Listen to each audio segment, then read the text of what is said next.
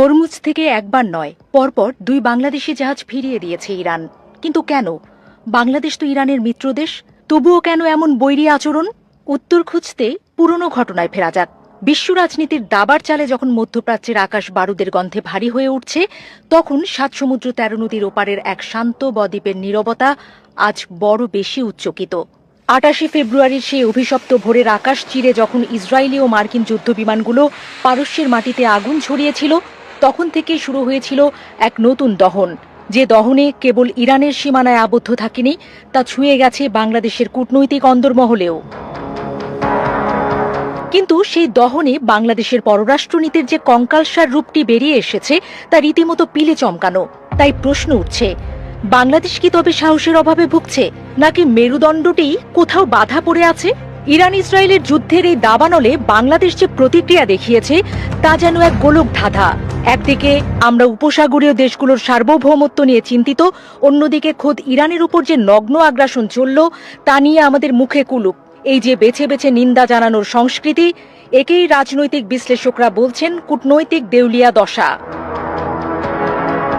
এই যুদ্ধ কেবল দূরদেশের কোনো লড়াই নয়, মানচিত্রের দূরত্ব ঘুচিয়ে দিয়ে ইরান যুদ্ধের আজ এখন বাংলাদেশের সাধারণ মানুষের হেসেলেও পৌঁছে গেছে।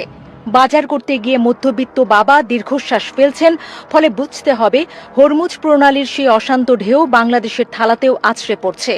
বিশ্বের 1/5 তেলের উৎস যেখানে হুমকির মুখে, সেখানে বাংলাদেশের মতো উন্নয়নশীল দেশের জন্য দিনগুলো যে অমাবস্যার চেয়েও অন্ধকার হতে পারে, তার বলার অপেক্ষা রাখে না। জ্বালানি সংকটে থমকে গেছে চাকা, লোডশেডিং এর কবলে অন্ধকারাচ্ছন্ন কলকারখানাগুলো আজ এক নীরব আর্তনাদ হয়ে দাঁড়িয়ে রয়েছে।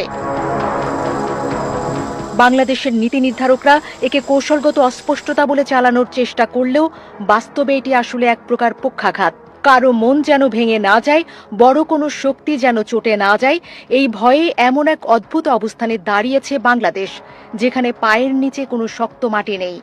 পররাষ্ট্রনীতির মূলমন্ত্র হওয়ার কথা ছিল নীতি ও সাহসের মিশেল, অথচ বাংলাদেশের ক্ষেত্রে তা দাঁড়িয়েছে পরনির্ভরশীলতার এক করুণ মহাকাব্য।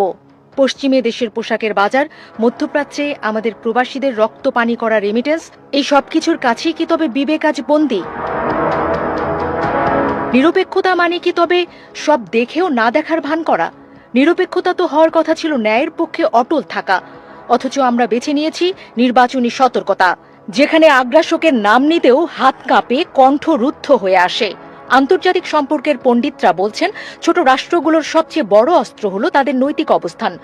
যখন সেই নৈতিকতার জায়গায় সুবিধাবাদ ভিড় করে, তখন সেই রাষ্ট্র বিশ্ব দরবারে তার গুরুত্ব হারায়। বাংলাদেশ কি আজ সেই গুরুত্ব হারানোর পথেই হাঁটছে? জ্বালানির অভাবে যখন কাজের সময় কমিয়ে দেয়া হচ্ছে, যখন উৎপাদন ব্যাহত হওয়ার আশঙ্কায় বিনিয়োগকারীরা মুখ ফিরিয়ে নিচ্ছেন, তখন কি কেবল শান্তি ও সংলাপের ফাঁকা বুলি দিয়ে পেট ভরবে? কয়লার দিকে ফিরে যাওয়া কিংবা স্বল্পমেয়াদী জোড়াতালি দিয়ে কোনো মতে টিকে থাকার চেষ্টা প্রমাণ করেও ঢাকার কাছে ভবিষ্যতের কোনো স্পষ্ট মানচিত্র নেই। কেবল বর্তমানের আগুন নেভাতে ব্যস্ত, কিন্তু আগুন যাতে না লাগে সেই দেয়াল তোলার সক্ষমতা ঢাকার নেই। বিশ্বজুড়ে যখন নতুন সমীকরণ তৈরি হচ্ছে, তখন চীন, রাশিয়া, আমেরিকার ক্ষমতার লড়াই তুঙ্গে, তখন ওই দ্বিধাগ্রস্ত অবস্থান আমাদের বন্ধুহীন করে তোলার ঝুঁকি বাড়াচ্ছে। কূটনীতি কেবল মিষ্টি কথার ফুলঝুরি নয়, এটি হলো প্রয়োজনের সময় নিজের স্বার্থ অবস্থান পরিষ্কার করা। প্রবাসী শ্রমিকদের নিরাপত্তা নিয়ে যে দুশ্চিন্তা, তাও কি যথাযথভাবে সামলানো হচ্ছে? লাখো লাখো মানুষের ভাগ্য যখন মধ্যপ্রাচ্যের বালুচরে অনিশ্চিত হয়ে পড়ছে, তখন আমাদের পররাষ্ট্র দপ্তর কি কেবল বিবৃতির খসড়া লিখতেই ব্যস্ত থাকবে? জাতিসংঘের শান্তিরক্ষা মিশনে দেশের গৌরবের ইতিহাস আছে, কিন্তু সেই গৌরব কি আজ বর্তমানের এই দ্বিধাদ্বন্দ্বের আড়ালে ম্লান হয়ে যাবে না? সাহসের অভাব যে কতটা পিছিয়ে দিতে পারে, ইরান যুদ্ধ তা আঙুল দিয়ে দেখিয়ে দিচ্ছে। প্রশ্ন উঠছে, বাংলাদেশ কি তবে চিরকালই এমন প্রতিক্রিয়াশীল হয়ে থাকবে? সংকট আসার আগে কেন প্রস্তুতি নিতে পারবে না? কেন জ্বালানি উৎসগুলো বহুমুখী নয়? কেন আমাদের কূটনীতিতে আত্মবিশ্বাসের চেয়ে শঙ্কা বেশি? ইরান যুদ্ধ হয়তো একদিন শেষ হবে, কিন্তু ঢাকার যে দুর্বলতা বিশ্বের সামনে উন্মোচিত হলো, তার ক্ষত শুকাতে অনেক সময় লাগবে। এটি কোনো বিচ্ছিন্ন ঘটনা নয়, এটি দীর্ঘদিনের ভুল কৌশলের এক অনিবার্য ফলাফল। বাস্তববাদ মানে এই নয় যে আপনাকে সবসময় মাথা নিচু করে থাকতে হবে। প্রকৃত বাস্তববাদ হল প্রতিকূলতার মাঝেও নিজের স্বকীয়তা বজায় রাখা। বাংলাদেশ আজ সেই স্বকীয়তার সংকটে ভুগছে।